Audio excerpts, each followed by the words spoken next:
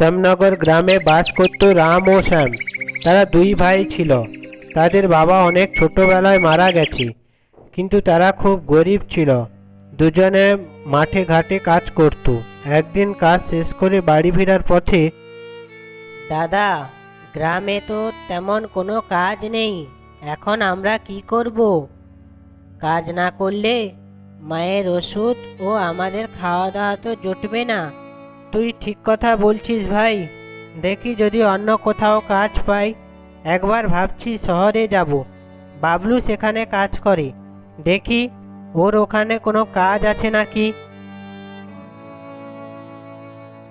এই বলে রাম ও শ্যাম পরের দিন সকালে শহরে কাজের খোঁজে চলে যায়। এদিকে রাম ও শ্যামের বউ একটা যুক্তি করে।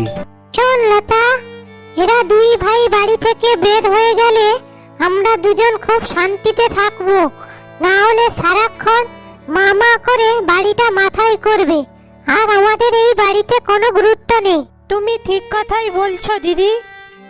এই বাড়িতে আসার পর কাজ করে করে আমার হাড় মাংস গলে জল হয়ে গেল। এরা দুই ভাই কবে যে বাইরে গিয়ে কাজ করবে, আর আমরা একটু শান্তিতে থাকবো। বড় বৌমা ও ছোট বৌমা, তোমরা কোথায় গো? তোমাদের রান্না বান্না কত দূর হলো? ছেলে দুটো তো এক্ষুনি বাড়ি ফিরবে। কি হয়েছে বলো তো? তুমি এত চিৎকার করছো কেন? তোমার চিৎকারে তো এ বাড়িতে একটাও কাক বসবে না। সকাল সকাল শুরু হয়ে গেল তোমার চিৎকার।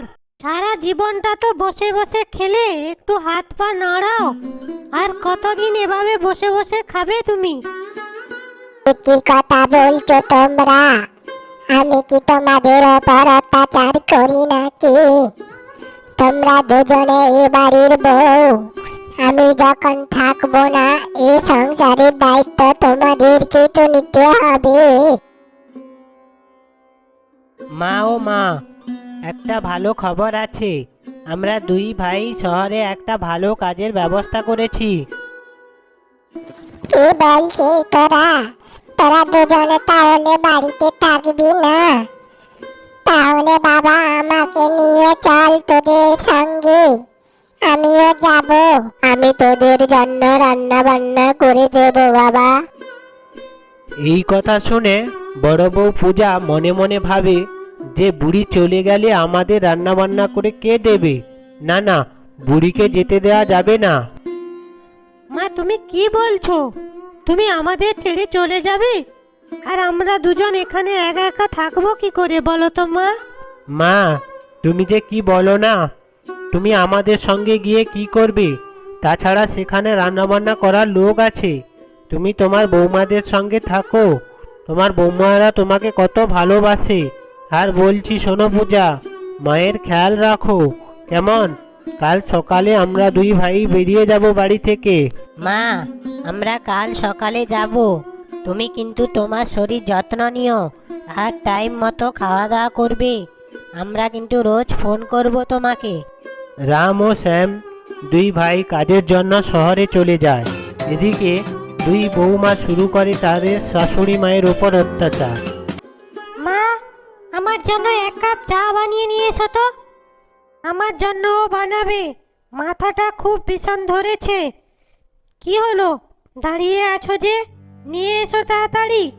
তারপর দুপুরে খাবারটাও তো বানাবে। এইভাবে দুই বৌমা মিলে পরমাকে রাত দিন ধরে কাজ করাতো। তারপর 2-3 মাস এভাবে কাটলো। একদিন পরমা খুব অসুস্থ হয়ে পড়ে।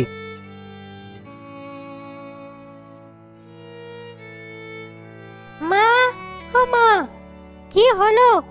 এখনো আমাদেরকে চা দিলে না যে? কি ব্যাপার, এতক্ষণ শুয়ে আছো কেন?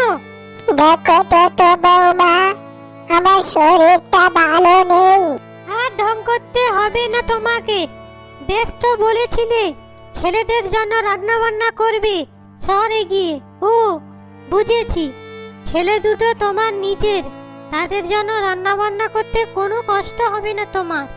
আর আমরা তো পরের বাড়ির মেয়ে, আমাদের জন্য রান্না করতে তোমার গায়ে পুরো ফসকা পড়ে যায়, তাই না? এই সব কথা শুনে পরমা তখন চুপচাপ গিয়ে বাড়ির সব কাজ করে ফেলে। পরের দিন পরমা আরো বেশি অসুস্থ হয়ে পড়ে। তখন কি রে ছোট, বুড়িটা তো কোনো কাজকর্ম করছে না। কি যে হবে, এখন কি আমাদের খেটে মরতে হবে? কবে যে মরবে বুড়ি কে জানে। আজ থেকে বুড়ির খাওয়া দাওয়া বন্ধ, এই বলে দিলুম। এইভাবে দুই বৌমা মিলে পরমার খাওয়া দাওয়া বন্ধ করে দেয়। এইভাবে কয়েকদিন কাটার পর না খেয়ে পরমা জ্ঞান হারিয়ে ফেলে। তারপর একদিন তাদের ছেলে শহর থেকে ফিরে আসে আর দেখে, মা, ও মা, কোথায় তুমি? দেখো তোমার জন্য কি নিয়ে এসেছি। এ কি, মায়ের কি হয়েছে? লতা, মা কথা বলছে না কেন? তেমন কিছু হয়নি গো, কাল রাতে মায়ের একটু জ্বর হয়েছিল, আমি ওষুধ দিয়েছি, মা এখন ঘুমাচ্ছে। চলো তোমাদেরকে খেতে দিয়ে দিই। রাম শ্যাম, তোরা এসেছিস বাবা। আমি অনেক দিন হলো কিছুই খাইনি। তারপর পরমা তার দুই বৌমার অত্যাচারের কথা তার ছেলেদেরকে বলে আর পরমা শেষ নিঃশ্বাস ত্যাগ করে। তারপর রাম শ্যাম দুজন মিলে দুই বউকে মেরে বাড়ি থেকে বের করে দেয়।